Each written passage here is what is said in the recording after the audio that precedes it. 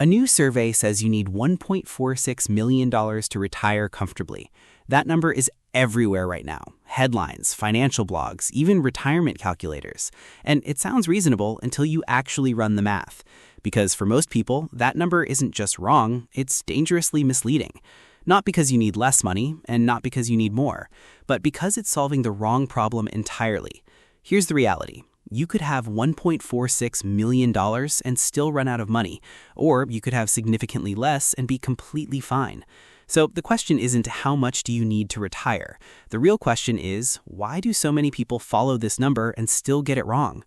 In this video, I'm going to break down exactly where this number comes from, why it fails in real life, and the one thing that actually determines whether your retirement works or collapses. You probably think retirement is just a numbers problem. Pick a target, $1 million, $1.46 million, maybe $2 million. Invest consistently, and eventually you get there. And if you don't hit that number, you assume you're behind.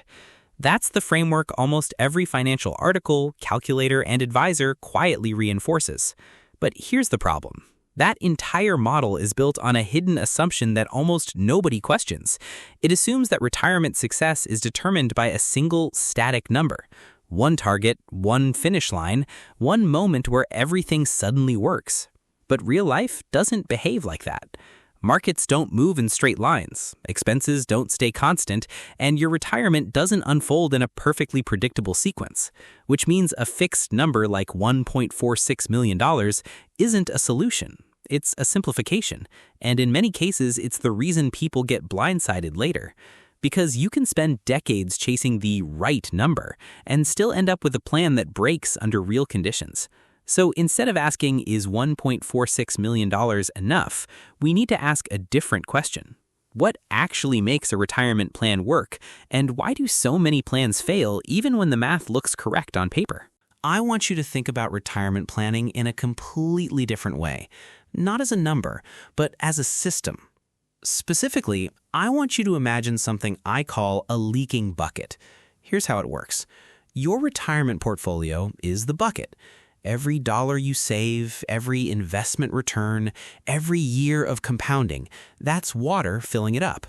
And the goal, obviously, is to fill that bucket enough to sustain your life later on. Now, most people focus entirely on how much water they need. $1 million, $1.46 million, $2 million. They obsess over the size of the bucket, but almost nobody pays attention to the leaks. And this is where things start to break. Because your retirement isn't just about how much you accumulate, it's about how much you keep. Taxes are a leak. Fees are a leak. Bad timing decisions are a massive leak. And the biggest one of all is the order in which your returns happen. Most retirement calculations assume your bucket fills smoothly over time and then drains at a steady, predictable rate. But in reality, what happens is far more chaotic. Some years, the market grows your bucket quickly. Other years, it punches holes in the bottom. And if those bad years show up at the wrong time, especially early in retirement, your bucket can drain faster than it ever had a chance to fill. This is why the $1.46 million number is so misleading, because it only tells you how big your bucket should be. It tells you nothing about the leaks. And in a real retirement, the leaks are what determine whether you run out of money or never even come close. Let's break down where this $1.46 million number actually comes from, because on the surface, it looks logical. Most of these surveys are built around a simple rule, the 4% rule, which says if you withdraw 4% of your portfolio each year, your money should last around 30 years. So if you take $1.46 million, 4% of that is about $58,000 per year. On paper, that sounds like a reasonable retirement income. But here's where it gets interesting. That calculation quietly assumes a best-case scenario. It assumes your returns show up in a stable, predictable pattern. It assumes inflation behaves normally. And it assumes you never hit a bad sequence of market returns early in retirement. Real life doesn't follow those rules. Let me show you why this matters. Imagine two people. Both retire with $1.46 million. Same portfolio, same withdrawal rate, same average return over 30 years. On paper, they should have identical outcomes, but they don't, because one of them retires right before a market downturn, and the other retires during a strong bull market. The first person starts withdrawing while their portfolio is falling. They're forced to sell more shares at lower prices, which permanently reduces how much their money can recover later. The second person experiences growth first, so even after withdrawals, their portfolio has time to expand. Same number, same plan, completely different outcomes. This is called sequence of returns risk, and it's one of the biggest leaks in that bucket we just talked about. And here's the uncomfortable part. Most retirement calculators and most headlines like the $1.46 million number don't account for this in a meaningful way. They give you a clean, simple target, but ignore the messy reality of how money actually behaves over time. Which means the number feels precise, but in practice, it can be off by hundreds of thousands of dollars in either direction. Let me give you a real-world scenario so this doesn't stay theoretical. I'm going to call him Daniel. Daniel is 61 years old. He's done almost everything right. He's been investing for over 2 decades, mostly in index funds, steady contributions, no major mistakes, and right now his portfolio is sitting at about $1.5 million, which, according to that survey, means he should be completely fine. In fact, by most standards, he's ahead. But here's what Daniel is starting to realize. He's not confident. Not because the number is too small, but because the number doesn't answer the question he actually cares about, which is this: what happens if things don't go perfectly? Daniel plans to retire in the next 12 to 18 months, and right now the market is near all-time highs. Everything looks good on paper, but he's been through 2008. He remembers 2020. He knows markets don't stay calm forever. So now he's stuck in a position that most people never think about. If the market drops 20 to 30% in his first couple years of retirement, he's not just watching a number go down, he's withdrawing from it at the same time, which means he's locking in losses while also depending on that money to live. And suddenly, $1.46 million doesn't feel like a solution anymore. It feels like a fragile plan that only works if nothing goes wrong. And that's the part most people miss. It's not that Daniel doesn't have enough money. It's that his entire plan is built around a number instead of a system that can handle reality. So if the number itself isn't the problem, what actually causes retirement plans like Daniel's to fail? There are 3 specific failure modes, and almost every retirement breakdown can be traced back to one of them.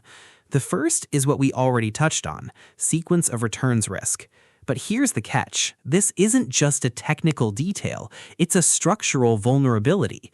If your worst market years show up in the first 3 to 5 years of retirement, when you're actively withdrawing, you're effectively draining your bucket while it's being hit at the same time, and that damage compounds in reverse.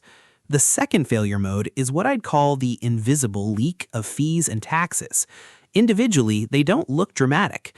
1% in advisor fees, another 1% in fund expenses, taxes on withdrawals.